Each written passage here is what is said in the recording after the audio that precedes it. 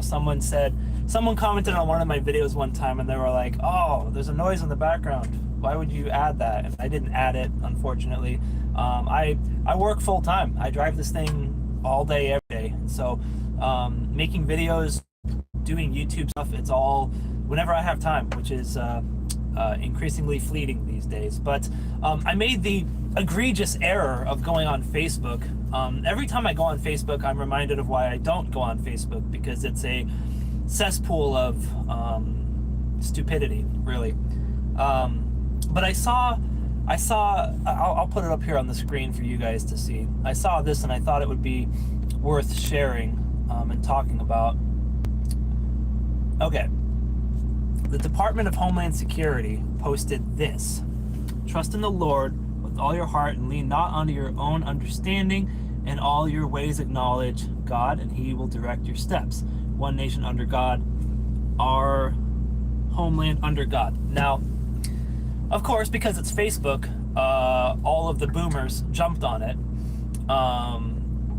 mocking it, saying how we're not a Christian state, and separation of church and state. And that's the thing that everyone always throws out: separation of church and state. Most of these people have never read the Constitution. They don't know anything about American history, let alone where the phrase came from.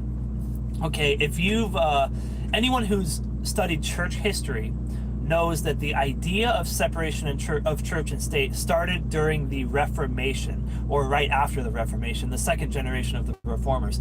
It started with the Anabaptists. They were seeking political refuge from the Reformers because their ideas were different. They were more extreme, and the Reformers didn't like that.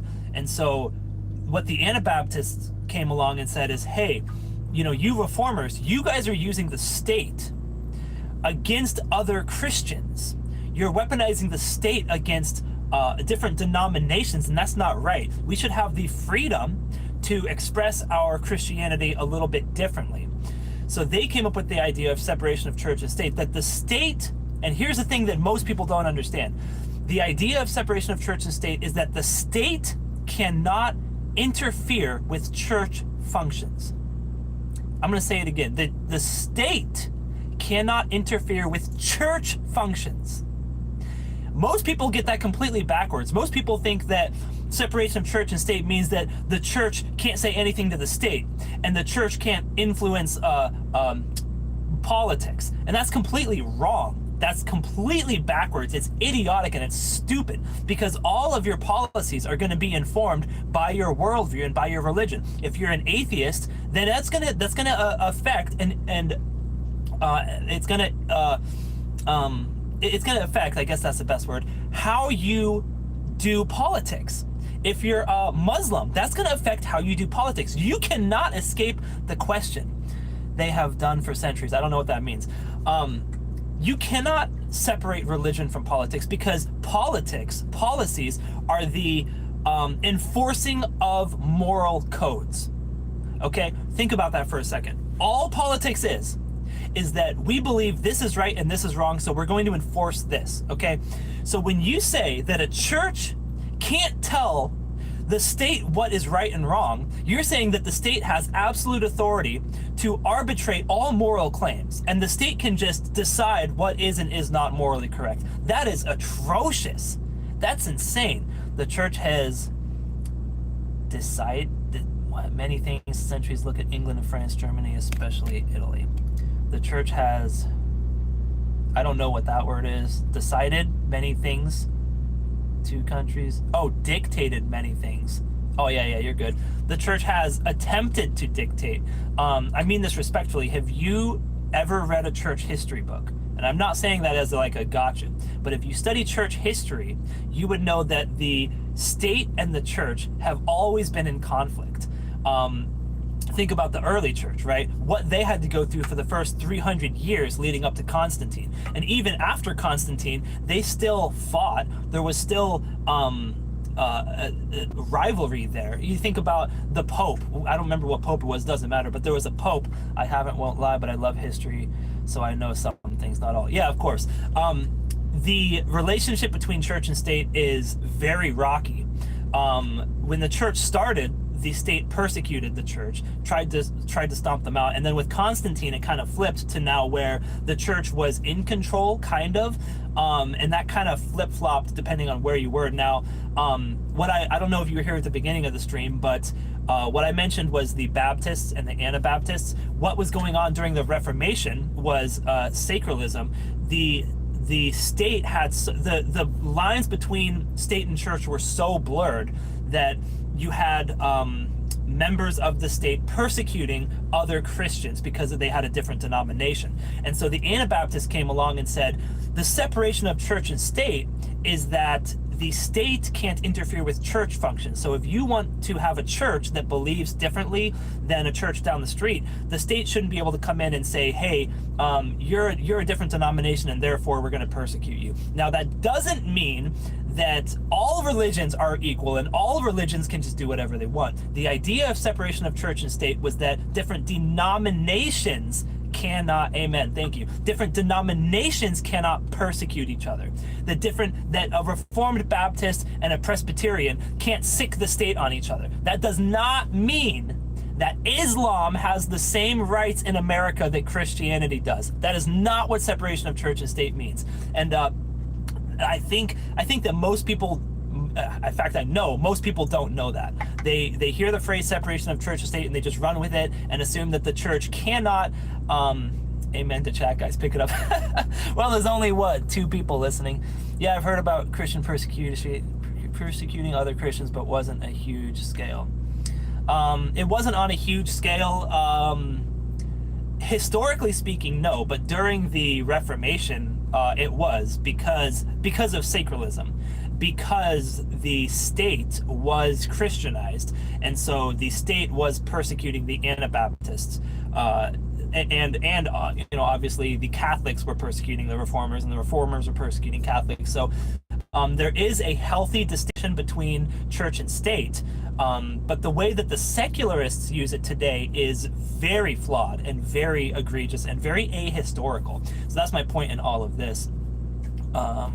Yeah, I hope that kind of clarifies things. History, I'm glad that you love history. History is, I love history. I love church history. That's my forte. But important random question: do you play Fortnite? I do. I do not play Fortnite. No, I work full time and I have kids, and I don't have time to play video games very much.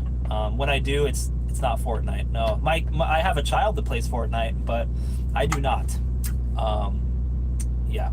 So, anyways, I got a few more minutes, so I hope that was helpful. Understanding the separation of church and state. I think about like with COVID, right? Huge overreach of the state. They were coming in and telling churches, hey, you guys need to shut down. You guys can't do this.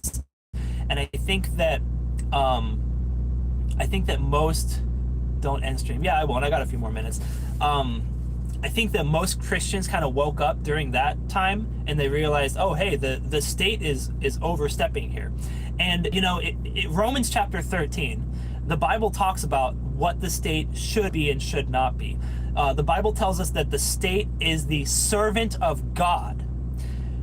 They wield the sword of God to punish those who do evil and to reward those who do good. The states don't do that right now. Think about the guy that killed that Ukrainian girl, Irina. He was let out like how many times? Dozens of times. Like I don't remember the exact numbers. Chat, you guys can look it up. But he was let out multiple times, and then he just murked this innocent white girl. Horrible stuff. And this is commonplace. Like, this happens all the time now. The courts are not punishing evil and not rewarding good. It's the exact opposite of what God has called them to do. The state has a responsibility to God to enforce laws, to protect innocent people, to reward what is good, and to punish what is evil. And right now we have states that are punishing good people and rewarding evil people. Hey, you just committed, a dozen felonies. Well, get out there back on the street. You're good to go. But then you have that girl who made a joke about our supreme overlord out there in Israel, and now she's going to jail for 15 years, something ridiculous. So, yeah, now I'm going to go to jail too because I'm not supposed to talk about the big Yahoo.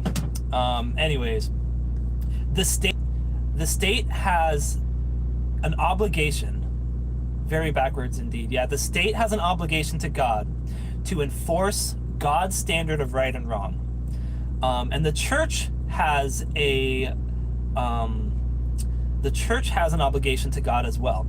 Now, these two spheres are distinct and they're separate, in the sense that they have different roles, but they are.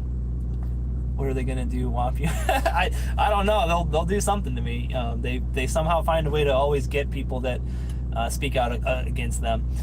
Anyways, the two spheres are distinct, but they are both beholden to God, and they are both under obligation to God, and they both have specific roles that they need to fulfill to God. So I hope that that's helpful. I hope that understanding Philippians 4:13. Yep, amen. I hope that that's helpful for you guys. Understanding the idea of separation of church and state was from Protestants, for Protestants.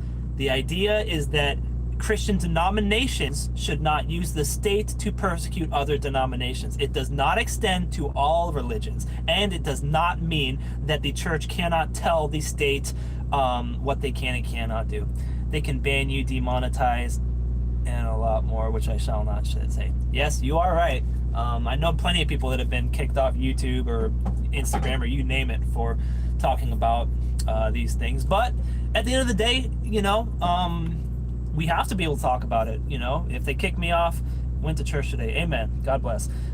We have to be able to talk about it. We have to be able to be open about the things that are going on. But that's all I got for today, guys. I got to get back to it, but I hope that this was helpful. Thank you guys for the chats. Thank you guys for interacting. I appreciate all of you. God bless.